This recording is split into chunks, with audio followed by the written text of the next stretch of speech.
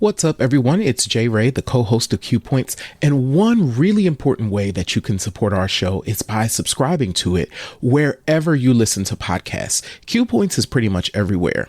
One of those places where you can subscribe, and we highly encourage it, is on Apple Podcasts. If you visit qpnt.net/Apple Podcasts. You could subscribe to the show and listen to all of the episodes. And please, please, please leave us 5 stars because you know you love Q Points, and leave us a review. We really want to hear from you, and it helps to spread the word about the show. It's that simple. Thanks so much for tuning into Q Points, and thank you so much for supporting us. Have a great one.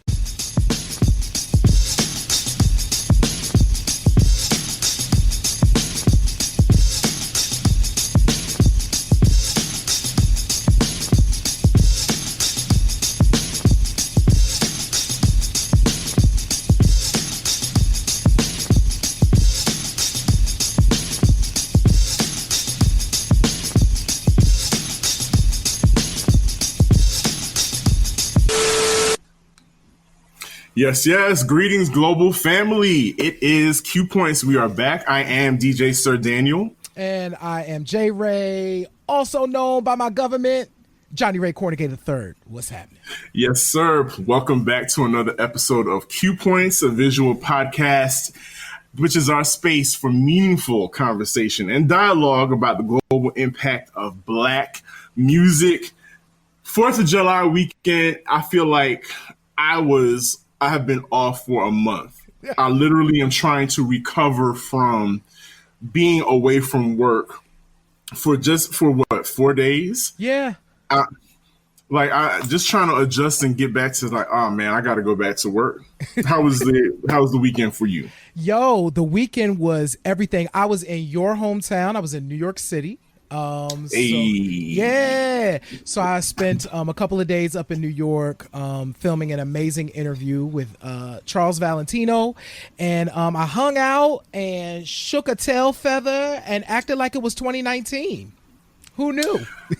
Who knew? Listen, I was not as active as you were. As a matter of fact, I spent a lot of time in front of the television, sometimes awake, sometimes dozing off. But what I did do, I caught up on a lot of movies, a lot of television shows that I've been meaning to catch up on. First of all, have you seen Hacks? I love Hacks with Gene Smart. Oh, I got to check it out. I will look at it. I will check out Hacks. I'll put it on my list. Hilarious. Like, Gene Smart can do no wrong. Like, I've enjoyed her since Designing Women. So I caught up on that. But I think what had the most impact on me over the weekend is a couple of documentaries. Of course, this is a music talk show, so yes. I'm pretty certain you guys know what we're going to talk about. But Jay Ray, you sent me a post a few days ago regarding from the brother Ali Shaheed Muhammad from A Tribe Called Quest. Yes. And I was like, wait, what is this? What's going on here? Yeah. Something about we've always been talking about ownership of our culture and our craft. And yet again, here we see another example of the fruits of our labor, of these people that have given us culture over the years, being swiped away and auctioned off and sold. So please catch everybody up on what's going on with the Tribe Called Quest and their catalog. Yo, so Ali Shaheed Muhammad took to Facebook, and this is not something that Ali typically does, and he acknowledged that in the post, right? So he typically, I follow his posts a lot, and it's typically a lot about music, a lot about what's going on with him presently and the future, right? But of course, you know, he is a member of the legendary Tribe Called Quest, and they have this incredible catalog and incredible history. Well, so I guess it was about a week ago that I saw it on Pitchfork. I saw it on Rolling Stone that there's going to be this A Tribe Called Quest NFT. There's been a lot. We can't get into NFTs here, y'all, because it'll take us the whole show.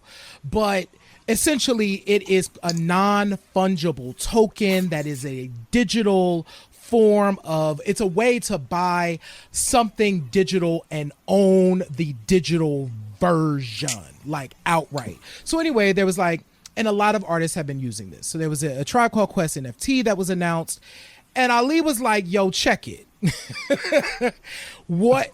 None of us signed off on this. Here's what happened. So essentially, back in the early part of their career, as they were trying to get put on and get signed, they hooked up with some lawyers to help them to negotiate the deal with the label. That person inserted a clause into the contract with which guaranteed them earnings on their future, on any future advances when they started a record.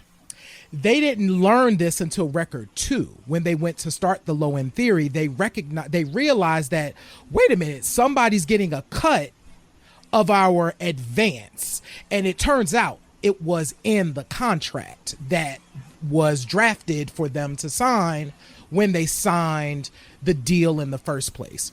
Here's where it gets real funky, y'all. And this is when they wrote record company people are shady. Listen, I was just about to reference that. Like it came from real life experience. Like a lot of artists will probably have had to deal with these same type of shenanigans. Yeah.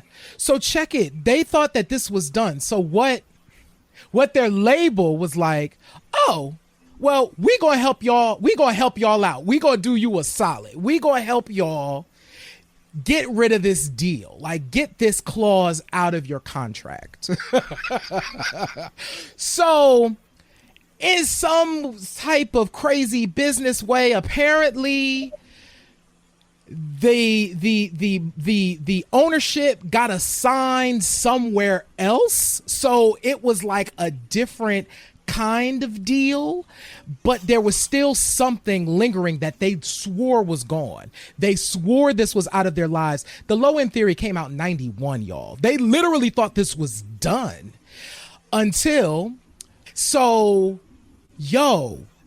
we talk about like ownership and stuff, like that blew my mind. When I read that, I was like, for him to be like, we literally thought this was handled. We thought that the label helped us out. It wasn't helped. No, it wasn't handled. Not at all. So I guess the question is, like, can this be challenged? Like, I know it's in the contract. Mm-hmm. Can they fight it? Hey, if there are any lawyers watching, here's what I know for sure. Like, I know that contract stuff is typically pretty locked and solid. Like, once it's in there, it's pretty much done unless the people decide to renegotiate, which is what they thought was happening kind of, 30 plus years ago, at 35 years ago, right?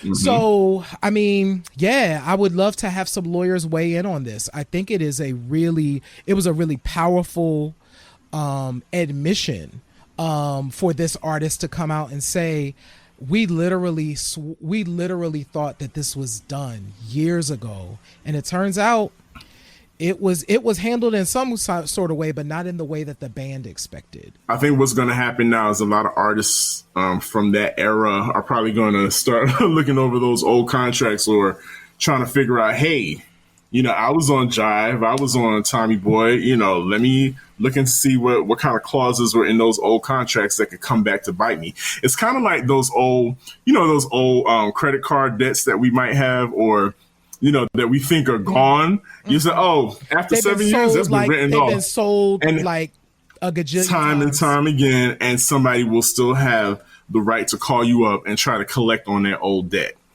Wow. Yeah. That's crazy. That's wild. But we'll be paying attention as usual. As I said at the top of the show, well, let me take it back. What J. Ray just said is, if there are any attorneys out there that can shed light on this kind of conversation, by all means, please hit us up at qpointstheshow@gmail.com. If you're on our website right now and you signed up to be a Q Points Insider, you have access to us. You can get in contact with us. You can even record a video response, and we'll talk about that a little bit later, and which will show up on the show, and we can talk about that. But J. Ray, Like I said, I was on the couch over the weekend while y'all were outside popping off fireworks and destroying the atmosphere and causing dogs to have all kinds of hysteria. I was inside watching Netflix and HBO and Hulu, all kinds of stuff, trying to get caught up. Mm-hmm. And one of the things I said I must watch was the Questlove John, A Summer of Soul. And when I tell you, I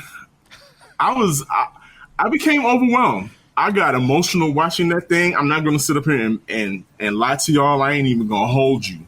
There were several moments in that documentary that had me kind of choked up. First of all, can you believe in 1969 that one brother, Tony Lawrence, and here's the thing about us, Black people, we're going to have those people in the community that have never picked up an instrument, can't sing a lick, but what they can do is they can use that mouthpiece, they can negotiate, they can organize. This brother Tony Lawrence put together, and you could tell he was a character. Oh yeah.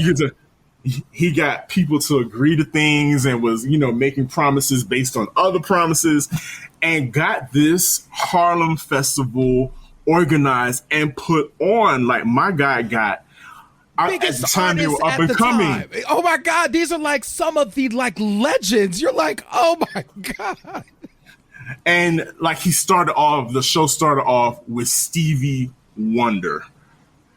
Now, can you beat that? First of all, a lot of people didn't even know Stevie Wonder played drums, which is funny to me. But yeah, Stevie Wonder will rock the drums. And this is what's so dope. And they talk about this actually for the spoiler alert. So for those who haven't seen it, they dive into this. But this is Stevie 2 years before his classic period starts, right? So this is Stevie awakening. So you're watching this 20-year-old. Actually, it's in 69, so he's 19. He's 19 years old, literally step into his power. And there was a moment I was watching it where the band behind him they're wide-eyed at Stevie killing it, singing and playing and doing everything possible. If you watch the documentary and look in the back, you'll see this one band member this is phenomenal. Yeah, they literally at one point the band stops and they just let him go. They let him riff, and they just okay, trying to figure out where we're going to come in. And I love that about musicians, because if you ever watch them, they're in tune to the spirit of what's going on. And sometimes you don't do anything. You let the vocalist vocalize, you let the drummer get some or whatever. And I loved every minute of it. Can you believe how, here's one thing that got me. And when I see documentaries from the periods, past periods like that feature, as you call them, our icons, our legends, and I see how young they were. Yeah. When Gladys Knight and the Pips bopped up on that stage, they were babies. Like, legit. Gladys Knight has been performing since she was maybe, 4 years old? So at that point, she's still a teenager. Do you understand? Can you imagine when you were a teenager being put in front of all of those people and singing your face off?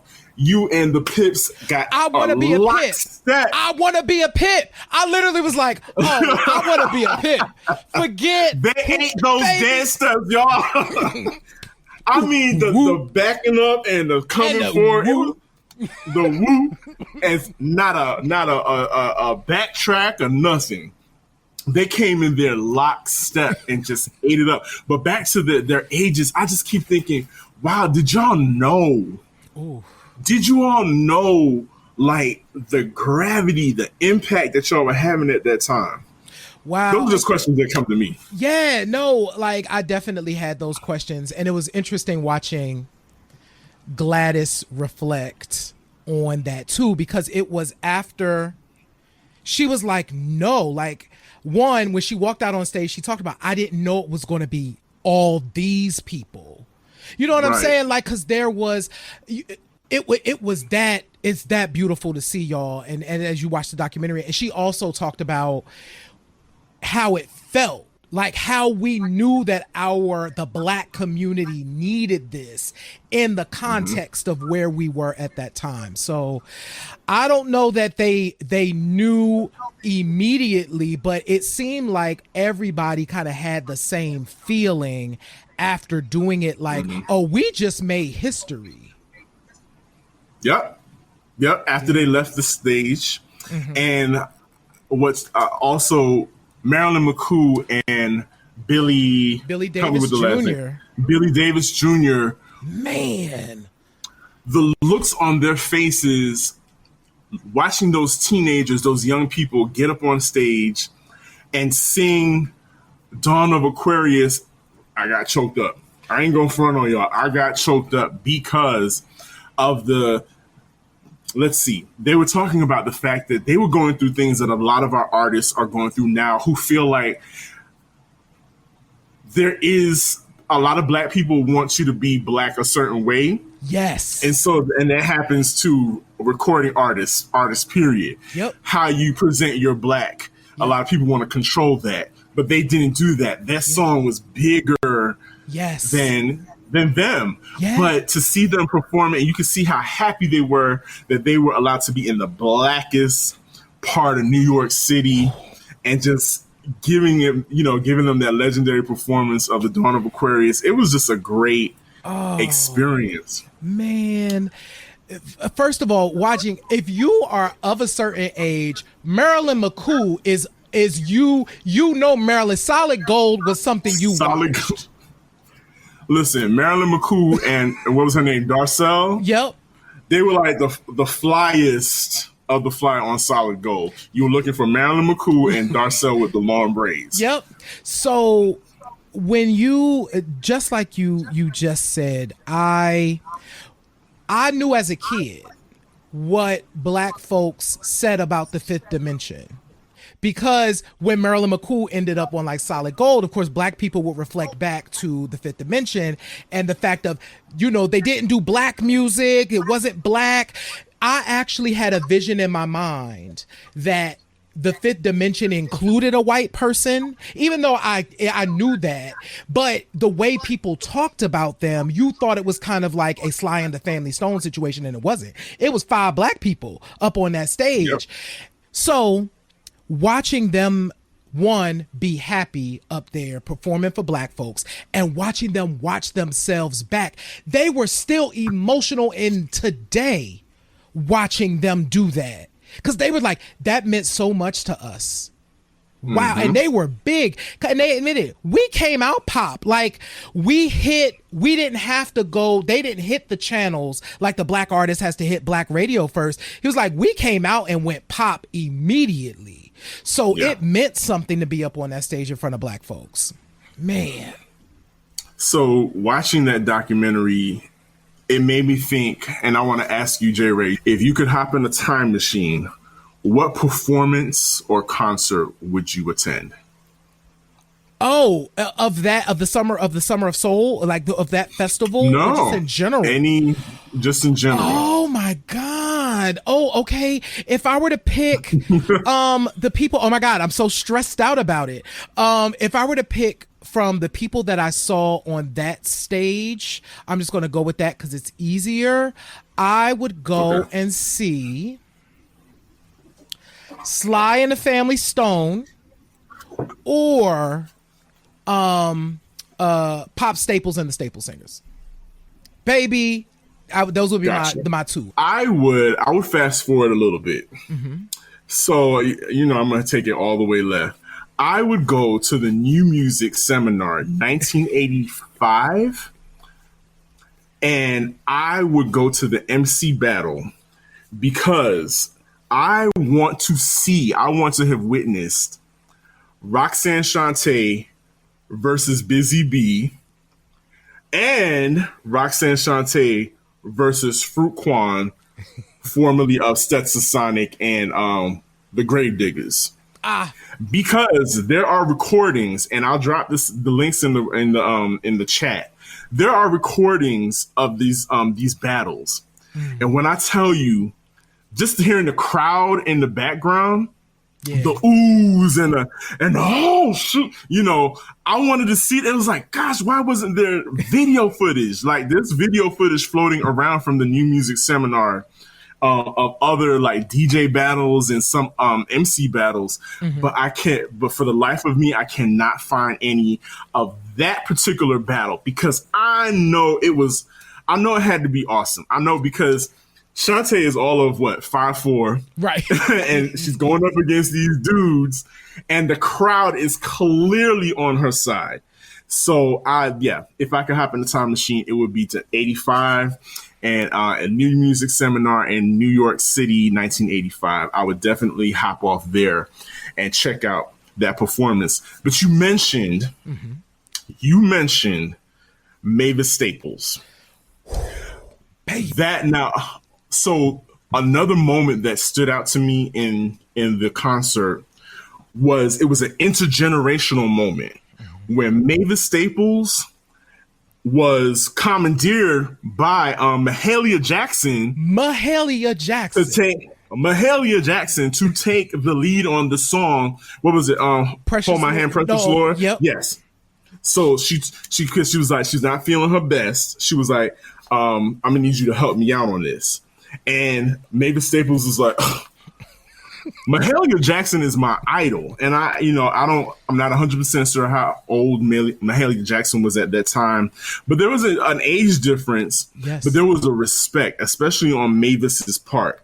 And when Mavis came through and she sang and was holding that microphone for Mahalia Jackson, you could see the mutual appreciation, and stuff like that is very rare to happen these days. We don't see a lot of reaching out between the different generations of performers as much as we used to back then. And the other thing, I think to that point, one of the other observations that I have is, baby, everybody walked up on that stage ready. Like they was ready. Even Sly and them, because Sly and them ain't do no sound check, child. They was like, listen, they sound checking while they go to. They was like, one, is Sly here? Two, we don't know what we gonna get, like, because these people hadn't really seen, like, they weren't really sure what they was about to get.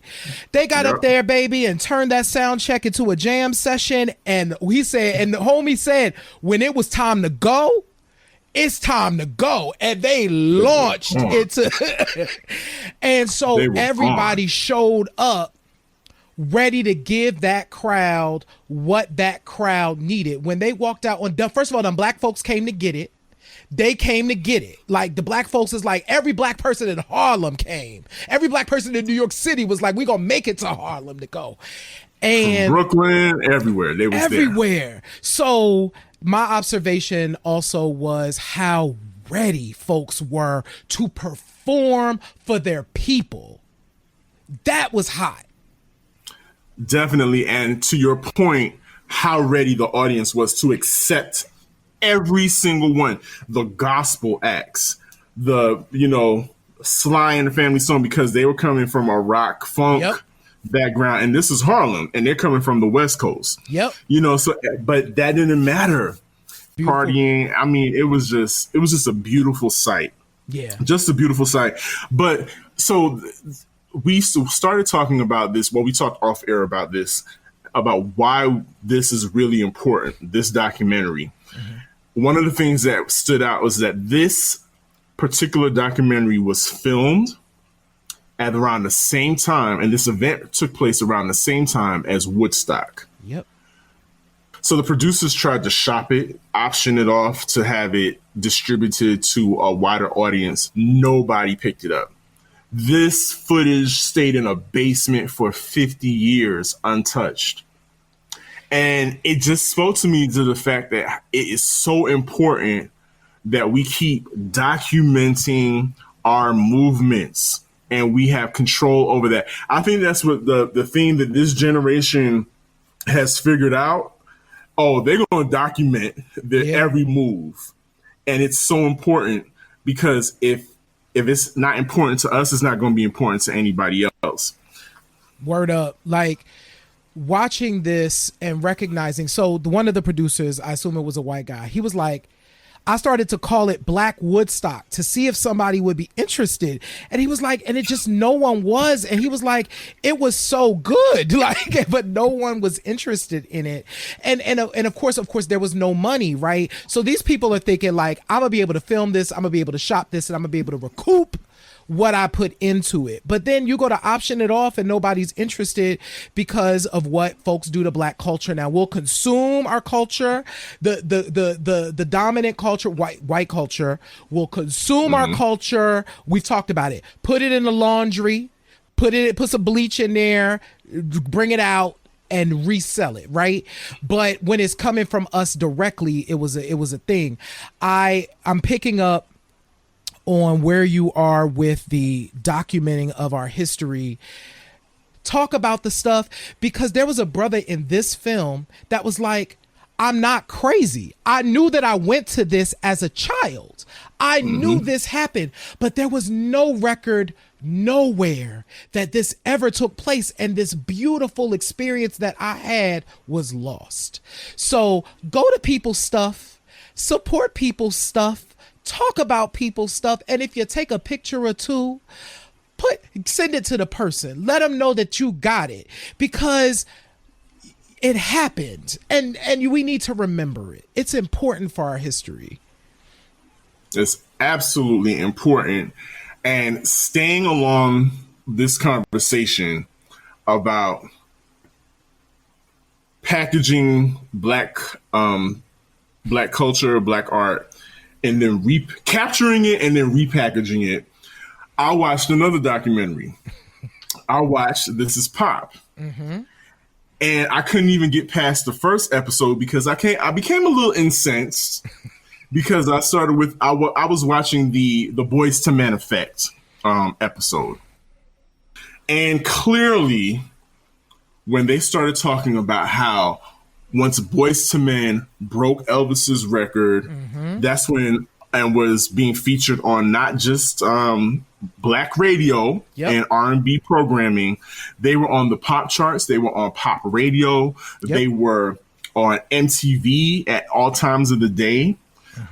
Then here we come. Everybody else wants to co-opt this. And what got me was the flyer that said, we're holding auditions.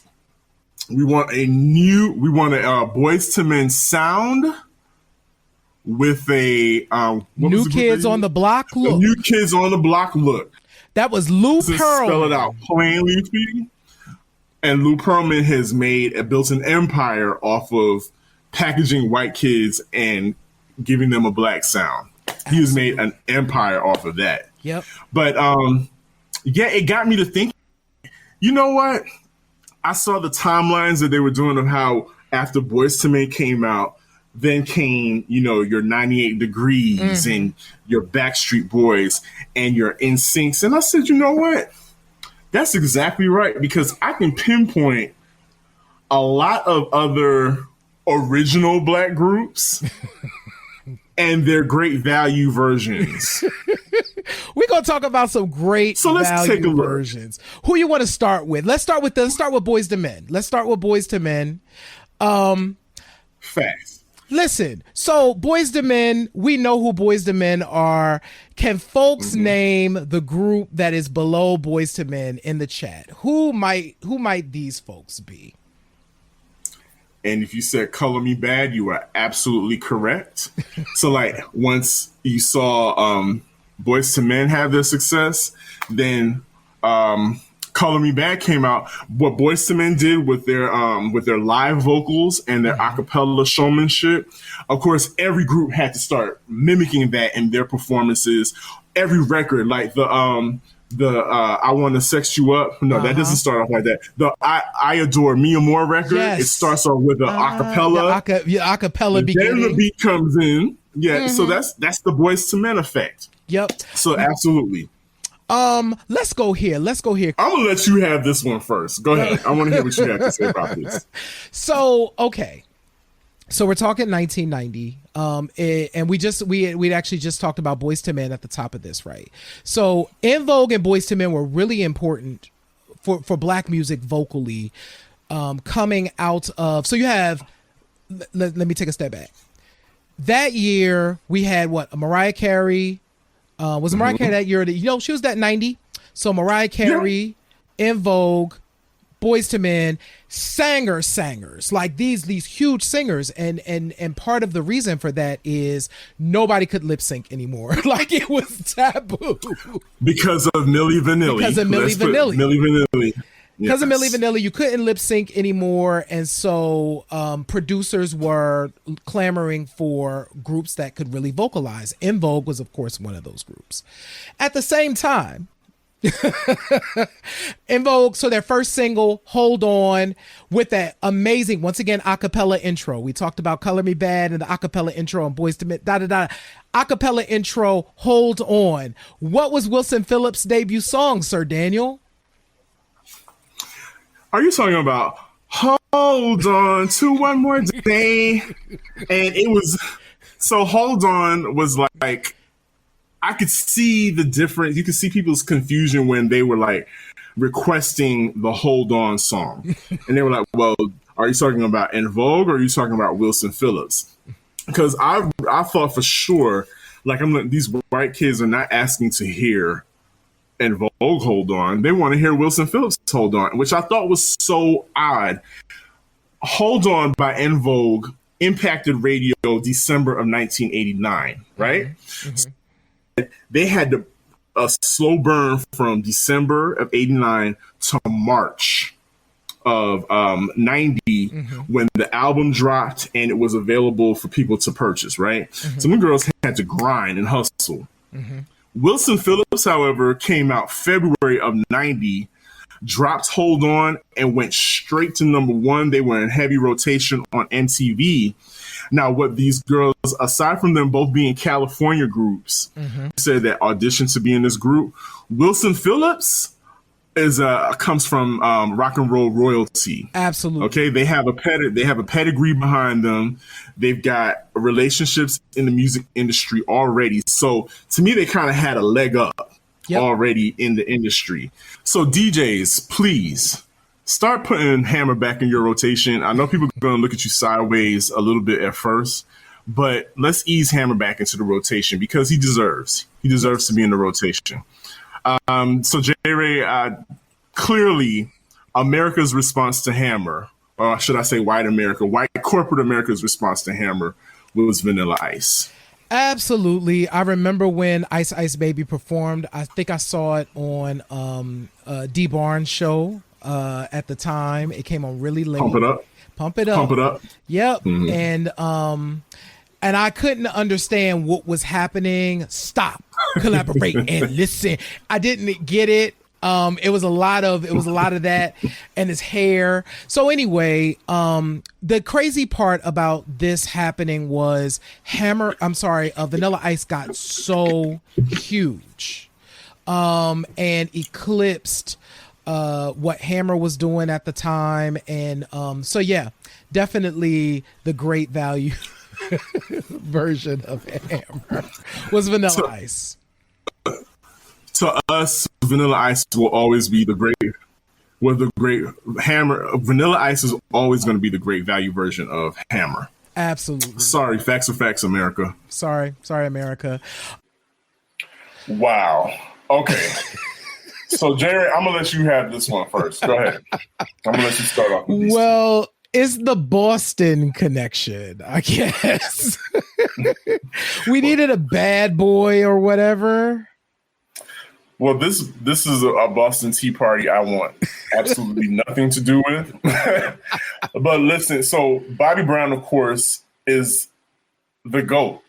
Yes. And we owe Whitney Houston an apology because we clowned her when she said that Bobby Brown was the king of R&B because he is. Point blank, period. So what corporate America decided is that, we want a bad boy. Right. But he's got to appeal to little white girls and, what can we do? Oh, Donnie Wahlberg, don't you have a brother? I sure do. and so we have Marky Mark and the Funky Bunch. And what I think is so interesting to me about this whole situation is they took Bobby Brown as the prototype. They gave Mark this bandana, told him take your shirt off. Yep. Let your underwear show. And he got endorsements from Calvin Klein. Yep. And to this day, he was allowed as an artist to transition into becoming an actor. And nobody ever talks about his origins, or, you know, it comes up every now and then, but he was allowed to transition. Whereas, you know, Bobby Browns have to stay in their Bobby Brown lane, and we love Bobby Brown, but things just aren't treated the same in this country. Yeah, and here's a prime example. The prime example. I mean, you know, Bobby Brown is one of those situations where it's almost like we don't allow him to get past his work, some of the worst things that has happened or that he's done and that have happened to him. Whereas Mark Wahlberg can literally try and get expunged off of his record, like things that have happened in the past, you know? So, just a very different experience. And I found this one to be interesting, but yeah, let's see. Who's next? Who's next on the Great Value list? Oh, wow. Is Prince responsible for this? Prince is definitely responsible for this because, so I know y'all are probably bugging and probably wonder, well, what's the connection between Monie Love and Carmen Electra? Prince. Yep. So like Monie at one point she was signed to Warner Brothers. So I'm pretty certain that's how she got introduced to Prince and started working with him and writing lyrics. Like Carmen Electra's first single, I think it's called Everybody Get On Up. Get On Up. Yep. Was written by Monie Love. So, and this is pre-Fergie days. So you didn't have too many white girls, you know, busting rhymes. Right. And so Monie Love was charismatic enough and fun girl next door with the fast raps that were positive, and she's cute. But you know what? Corporate America, Warner Brothers said, you know what? Let's take it even further. We need it sexy, and we need it to be Monie. We can't have you do that. We need something else. So, no, and so another version of this too, and we talked about this offline. We don't have a picture as well, but Betty Boo, I think, is another kind of Monie Love like offshoot, British from the same era. Was big in Britain. Y'all can look it up. We'll actually drop a link in the chat if you want to watch Betty Boo doing the do.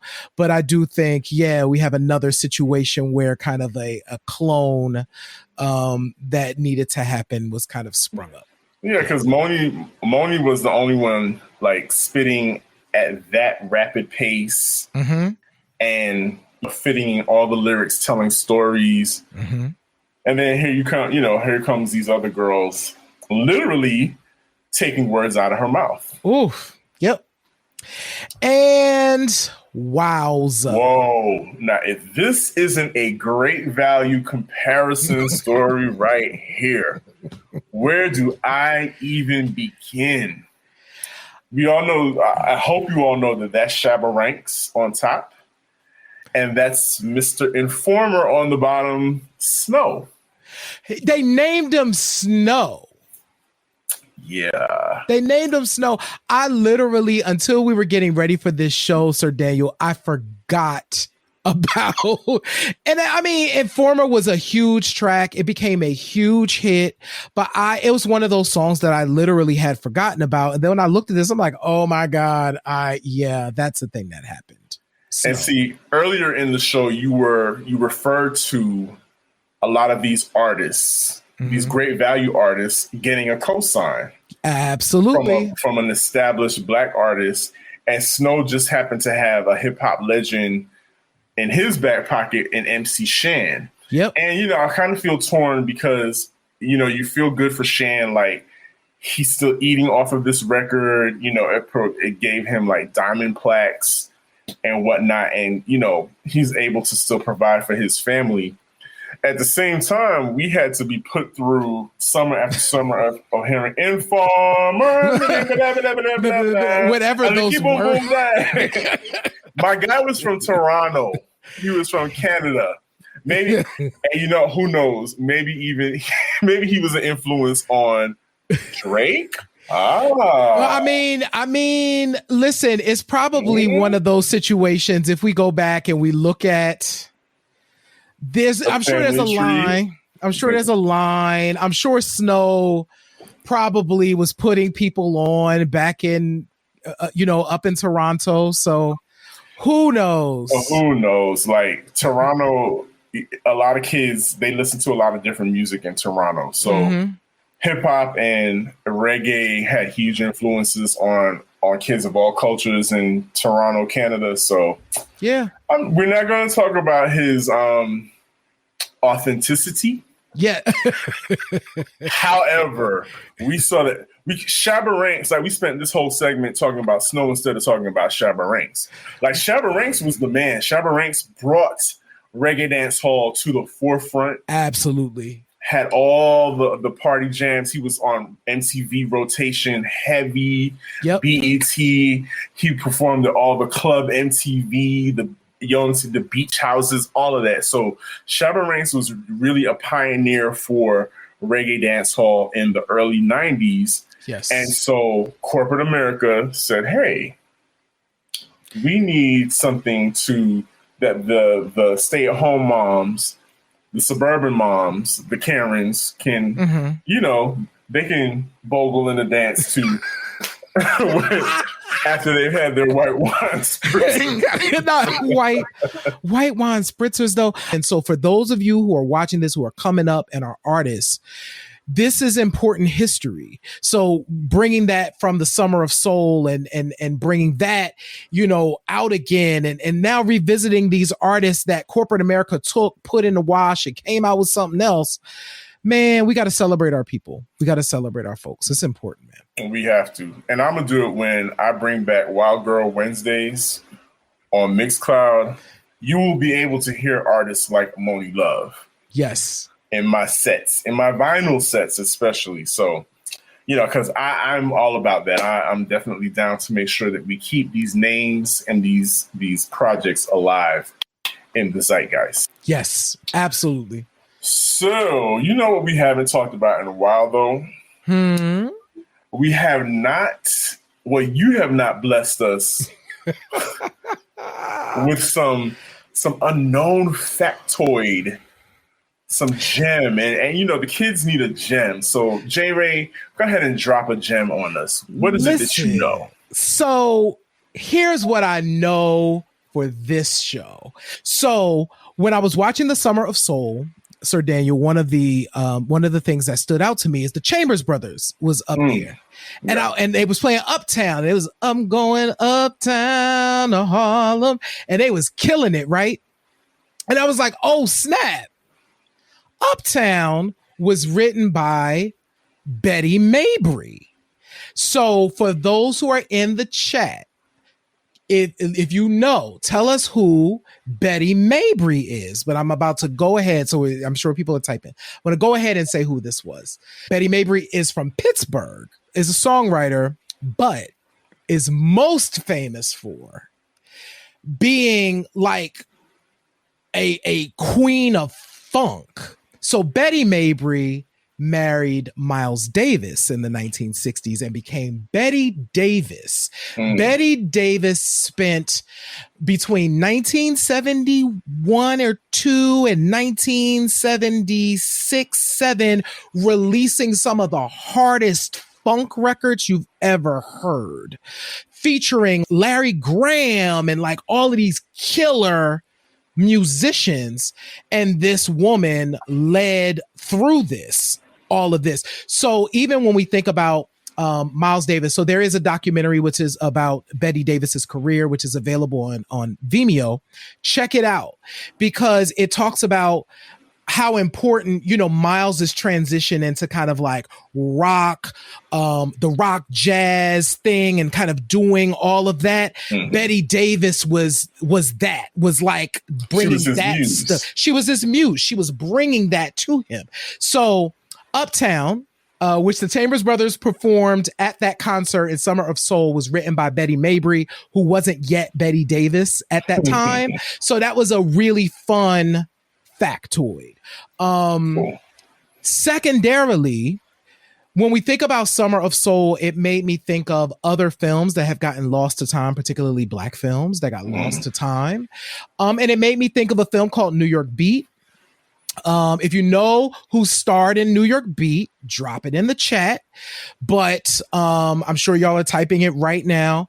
But New York Beat was eventually released. It was released as a film called Downtown 81 in kind of the mid 2000s. And it was lost. So for years and years and years, it was filmed in like the early 1980s. Oh, it starred Jean-Michel Basquiat. The only film that Jean-Michel was ever in was this film called New York Beat. And it was essentially kind of a fanciful slice of life. It is a fascinating watch. I won't say it's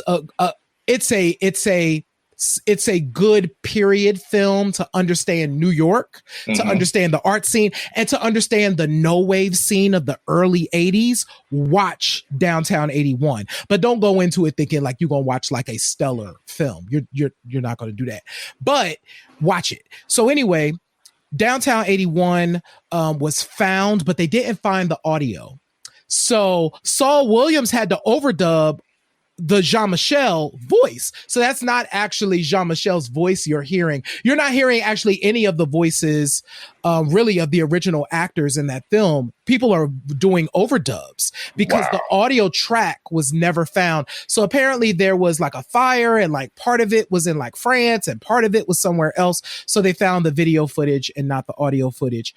And like Summer of Soul had to be resurfaced, uncovered, and released to the world. So yeah, those are my two factoids. And one of the people that actually plays a kind of prominent role in the New York art scene and is in Downtown 81 is Fab Five Freddy. And so you get to Fab Five Freddy is appearing in the movie. You got Blondie in the movie. You got Kid Creole in the movie, like performing. This is a great movie. So I wanted to bring up those two things. Fun stuff that I know. Go check out the Chambers Brothers. Go check out Downtown 81. And Sir Daniel, I got a question for you now. Sure. What is on your turntable? You got turntables over there. What's on it? So literally, what is on my turntable? And it's so funny. It's so funny how you brought up Fab Five Freddy. So what is on my turntable is a record by Fab Five Freddy. It's too much glitter. And it is called Change the Beat, but I'm going to say it in his French accent, Change the Beat. Okay. Because this is this record has one side is, well, it's both in French. There's an English version and a French version. Okay. And Fab Five Freddy, who was featured in the Downtown 81 New York Beat movie documentary that you was speaking of, is actually rapping on this record. And I found that, I copped the record because not only is Fab Five Freddy rapping on one side, on the other side, there is a female version, meaning there's a woman that's rapping instead in full French accent. And that side is called B-side. Spelled like beside, but it's pronounced B-side. B-side. But it's the same song. It's called Change the Beat. She says it in a very French accent, Change the Beat. Her name is Anne Boyle, a.k.a. Fab Five Betty, because she's doing the Fab Five Freddy rap with her. And they were all part of that downtown scene that you were just speaking of. Where the punks and the new wave, the burgeoning hip hop scene all came together and melted together. And Fab Five Freddy, he's been recognized, but Fab Five Freddy really is owed a lot to the culture. We may need to do just a Fab Five Freddy show because there is a huge thread. And Fab Five Freddy is at the top of that line, that thread. Yep. He's everywhere in hip hop. But another interesting fact of this about this record is that not only is it Fab Five Freddy rapping on it, and I don't know if a lot of people knew he rapped, but this record in particular contains a sample that you've heard in so many rap records, and I'm gonna let you hear a little clip of it just now.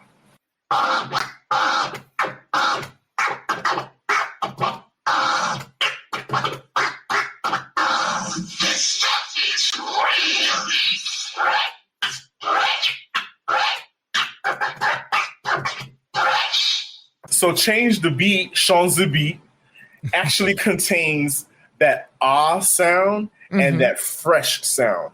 Anybody who has ever wanted to be a DJ and has taken DJ lessons and scratching and transforming and all those things has learned on that beat. When I went to Scratch Academy, the first thing that we learned to do is we got that sound on vinyl, and it's included on a lot of breakbeat vinyls and sound effects, is that sound or that fresh sound. And that's the first thing you learn how to do, is how to open up the channel and close it on that sound. It's featured in a lot of Dougie Fresh and all kinds of sounds. You've heard it. Yeah. You've heard it millions and millions of times in a lot of hip hop records. So that is literally what is on my turntable.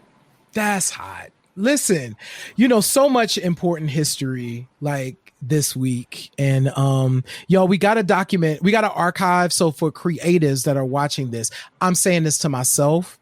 Yes. As a creative as well, like figuring out ways to properly archive what it is that we do, so that stuff like that happens to like the Summer of Soul doesn't happen, or Downtown 81 doesn't happen. We don't need your brilliance sitting in a basement for 50 years. Yep. Make sure your brilliance is broadcasted. Ashe. Speaking of brilliance being broadcasted, I want to thank all of y'all that have participated and done it. But we want to also remind you that you have access to us with your questions, and we're going to give you a question for this week because we like to see your faces and we like to hear your voices. We want you to record your responses in little short video clips and send them to us, and we'll play it in the show just like this one right here. Just like this one. And in my opinion, it is Run DMC. Prior to Run DMC, a lot of the hip hop artists or rap artists, they were still sort of costumey in their fashion sense, especially in performance. So they were still kind of stuck in that funk era.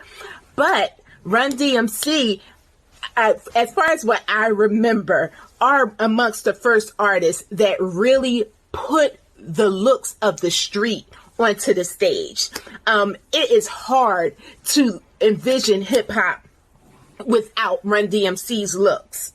I would say Adidas, Showtop Adidas, Lee jeans, Adidas sweatsuits, their hats. And DMC, I will give him the gazelles. Everyone had gazelles during that time period. I will definitely say that it was Run DMC. Thank you so much, Yvette. That's exactly what we want to hear. We want to hear your opinions. And if you have questions or if you have comments, if you have show ideas, you can send them to us in a video just like that, just like Yvette did. And matter of fact, this week, J. Ray, we have a question for them. We have a question for y'all this week. So this week's question is, what was your favorite performance from the film Summer of Soul? So go ahead. You see the link that you can visit at the bottom of that of the screen. Go ahead, visit that link. Let us know what your favorite performance was from the Summer of Soul. We want to hear from you. Record it, upload it. Real easy peasy. And you get to be on Q Points with the world famous J. Ray and Sir Daniel. And DJ Sir Daniel. That way. There he is. Right here. So listen, we've had a very packed show. Once again, we can talk about this stuff forever, but I think it's time we wrap it up because we want, we got things to do, places to go, and people to see. But kids, what do I say every week? In life, you can either pick up the needle or you can let the music play. The choice is yours.